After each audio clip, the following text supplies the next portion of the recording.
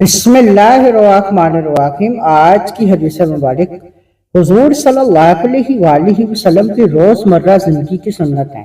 مسند احمد حدیث نمبر 26,464۔ ام المؤمنین سیدہ حفصہ بنت عمر رضی اللہ تعالیٰ عنہما نے فرمایا، حضور نبی اکرم صلی اللہ علیہ وآلہ وسلم جب سونے کا ارادہ فرماتے تو اپنا دایاں دست مبارک اپنے رخسار کے نیچے رکھتے اور یعنی تعلیم امت کے لیے اللہ تعالیٰ کی بارگاہ میں 3 بار یوں عرض کرتے، ربی کینی عذابک یوم تبعث عبادک، اے میرے رب مجھے اپنے عذاب سے بچا جس دن تو اپنے بندوں کو زندہ فرمائے گا۔ وَكَانَ يَجْعَلُ يَمِينَهُ لِأَكْلِهِ وَشُرْبِهِ وَوُضُوئِهِ وَثِيَابِهِ وَأَخْذِهِ وَعَطَائِهِ وَكَانَ يَجْعَلُ شِمَالَهُ لِمَا سِوَى ذَلِكَ۔ حضور صلی اللہ علیہ وآلہ وسلم کھانے پینے، وضو کرنے، لباس پہننے اور لین دین کے لیے اپنا دایاں دست مبارک استعمال فرماتے، جبکہ دیگر امور یعنی استنجا وغیرہ کے لیے دوسرے ہاتھ کو کام میں لاتے۔ السلام علیکم ورحمۃ اللہ وبرکاتہ۔ پیارے اسلامی بھائیوں اور بہنوں، آج ہم نبی کریم صلی اللہ علیہ وآلہ وسلم کی چند خوبصورت سنتوں اور شرعی آداب کے بارے میں جانیں گے، جن پر عمل کرنا بہت آسان ہے لیکن ان کا اجر بہت عظیم ہے۔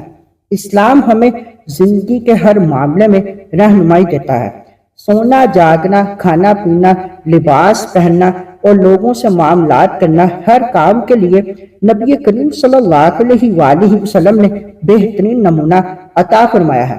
پیارے اسلامی بھائیوں، جب نبی کریم صلی اللہ علیہ وآلہ وسلم سونے کا ارادہ فرماتے تو اپنا دایاں ہاتھ اپنے مبارک رخسار کے نیچے رکھتے اور یہ دعا پڑھتے، اے میرے رب مجھے اپنے عذاب سے بچا جس دن تو اپنے بندوں کو دوبارہ زندہ فرمائے گا۔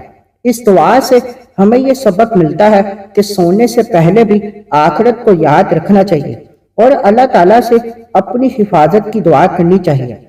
اسی طرح نبی کریم صلی اللہ علیہ وآلہ وسلم کھانے پینے، وضو کرنے، لباس پہننے، کسی چیز کو لینے اور کسی کو دینے کے لیے دائیں ہاتھ کا استعمال فرماتے۔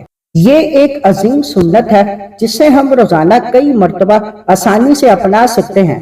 دائیں ہاتھ سے کھانا پینا اور اچھے کام انجام دینا سنت نبوی صلی اللہ علیہ وآلہ وسلم ہے، جبکہ استنجا اور اس جیسے دیگر کاموں کے لیے بائیں ہاتھ کو استعمال کیا جاتا ہے۔